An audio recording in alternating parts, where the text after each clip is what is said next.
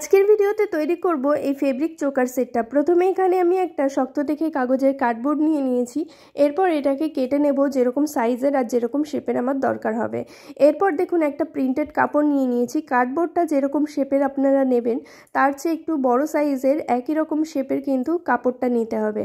তারপরে এই কাপড়ের ব্যাক সাইডে মানে প্রিন্টেড সাইডে আমি কিন্তু কাগজটাকে আগে পেস্ট করে দিলাম। আপনারা চেষ্টা করবেন যেন কাপড়টা দুদিকেই প্লেন থাকে, তাহলে জিনিসের ফিনিশিংটা আরও ভালো হবে। আমার কাছে ছিল না, তাই আমি একটা সাইড প্রিন্টেড আর আরেকটা সাইড প্লেন এরকম কাপড় নিয়ে প্রিন্টেড সাইডে কিন্তু কাগজটাকে পেস্ট করে দিলাম ফেভিক্রিলের ফেব্রিক গ্লু দিয়ে।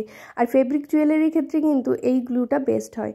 তো এরপর আমি দেখুন কোনাগুলো কেটে দিলাম যাতে এটাকে মুড়তে সুবিধা হয় আর ফিনিশিংটা ভালো হয়।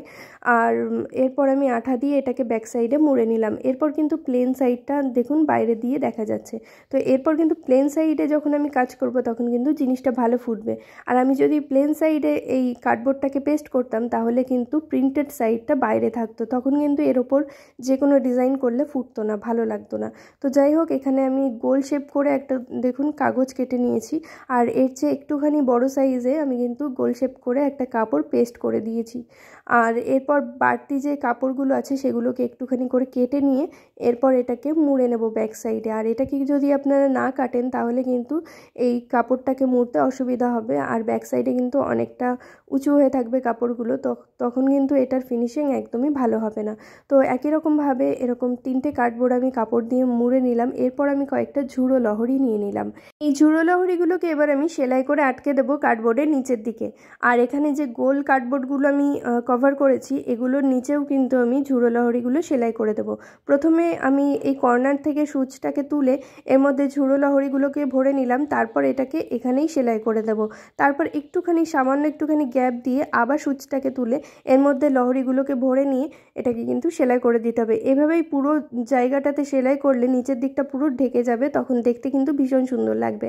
তো একই রকমভাবে আমি কিন্তু সার্কেল শেপে আর এই শেপটার ওপর এরকমভাবে লহরিগুলোকে আটকে দেব।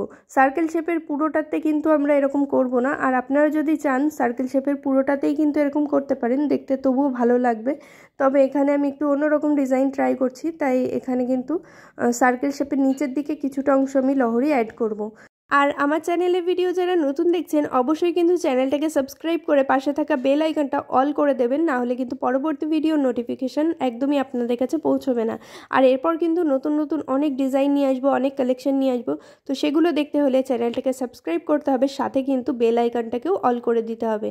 আর আজকের এই ভিডিওটা ভালো লেগে থাকলে প্লিজ একটা লাইক করে দেবেন। একটা লাইক করতে কিন্তু খুব একটা পরিশ্রম হয় না, তাই সবার কাছে রিকোয়েস্ট করব ভিডিওটা ভালো লেগে থাকলে একটা লাইক করে দেবেন। আর পরবর্তী ভিডিওতে কি দেখতে চান সেটাও কমেন্ট করে জানাবেন। আপনাদের এক একটা লাইক আর কমেন্ট কিন্তু অনেকটা উৎসাহিত করে পরবর্তী ভিডিও তৈরি করার জন্য। আর আপনাদের জন্য একটা বড় সুযোগ রয়েছে জুয়েলারি কোর্স করে সেটার উপর একটা বিজনেস শুরু করার।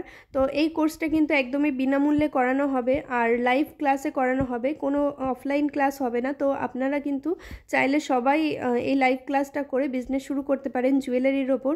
আর লাইভ ক্লাস করলে সবাই বাড়িতে বসেই কিন্তু কোর্সটা শিখে নিতে পারবেন, আর এটা কিন্তু একদমই বিনামূল্যে। কোর্সটা করতে চাইলে অবশ্যই কিন্তু আমার ফেসবুক পেজ বং ক্রাফটার 6-এ যোগাযোগ করবেন, সেখানে বাকি সমস্ত ডিটেলস বলে দেবো, তারপর আপনারা কিন্তু কোর্সটা শুরু করতে পারেন। আর এখানে অনেক রকম টাইপের কিন্তু জুয়েলারি শেখানো হবে, তো আপনারা অবশ্যই তাড়াতাড়ি ফেসবুক পেজে যোগাযোগ করবেন। আর এখানে দেখুন আমার সেলাই করা হয়ে গেছে এটার সাথে, আর বাকি যে আরেকটা আছে ওটাকেও কিন্তু সেলাই করে এর সাথে আটকে দেব। এরপর আমি গ্লু দিয়ে এখানে কুন্দনগুলো অ্যাড করে দেব। এখানে যে গ্লুটা আমি ব্যবহার করছি এই গ্লুটার পরিবর্তে কিন্তু আপনারা যে কোনো ফেব্রিক গ্লু ব্যবহার করতে পারেন, অথবা ফেভিক্রিলের যে ফেব্রিক গ্লুটা হয় সেটাও ব্যবহার করতে পারেন, ওটাও খুব ভালো। আর এখানে যে কুন্দনগুলো ব্যবহার করছি, যদি আপনাদের কাছে এই কুন্দনগুলো না থাকে তাহলে আপনারা যে কোনো স্টোন বা রাইমস্টোন অ্যাড করতে পারেন। এখানে যে লহরিগুলো আমি সেলাই করে আটকেছিলাম সেগুলো আর এই কুন্দনগুলো কিন্তু আপনারা চাইলেই যে কোনো জুয়েলারি ম্যাটেরিয়াল সেলারের কাছে পেয়ে যাবেন।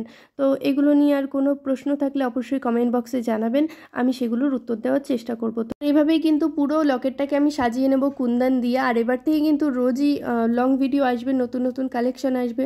যারা জুয়েলারির নতুন নতুন ডিজাইন দেখতে চাইছেন তারা কিন্তু অবশ্যই চ্যানেলে চোখ রাখবেন। আর রোজই আমি কিছু না কিছু ফেব্রিক হোক বা ক্লে জুয়েলারি হোক, যে কোনো জুয়েলারির ওপর কিন্তু ভিডিও দেওয়ার চেষ্টা করব। এতদিন অনেক সমস্যার মধ্যে ছিলাম, তাই জন্য লং ভিডিও দিতে পারিনি, অনেক সময়ের অসুবিধা ছিল, তাই জন্য শুধু শর্টস ভিডিও আপলোড করেছি। তবে এবার থেকে শর্টস ভিডিও আসবে, তার সাথে সাথে রোজ কিন্তু একটা করে লং ভিডিওও আসবে।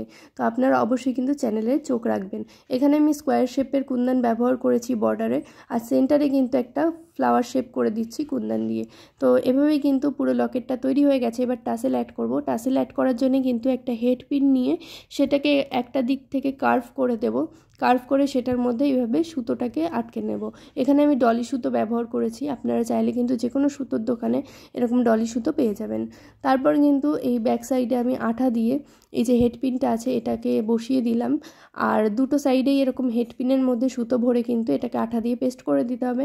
আর ব্যাক সাইডে একটা কাপড় যদি পেস্ট করা যায় তাহলে কিন্তু এটা খুব ভালোভাবে সিকিউর হয়ে যাবে, একদমই খুলবে না। আর এখানে কিন্তু ব্যাক সাইডে আমি কাপড় পেস্ট করেছি এই পিনগুলো আটকানোর সময়, তো আপনারা নিশ্চয়ই দেখতেই পেয়েছেন। তো তখনই কিন্তু আমি ব্যাক সাইডটাকে কভার করে নিয়েছি। আর এর যে ইয়াররিংসটা আছে সেটা আমি শর্টস ভিডিওতে দেখিয়ে দিয়েছি, যারা এখনও দেখেননি অবশ্যই শর্টস ভিডিও চেক করে নেবেন।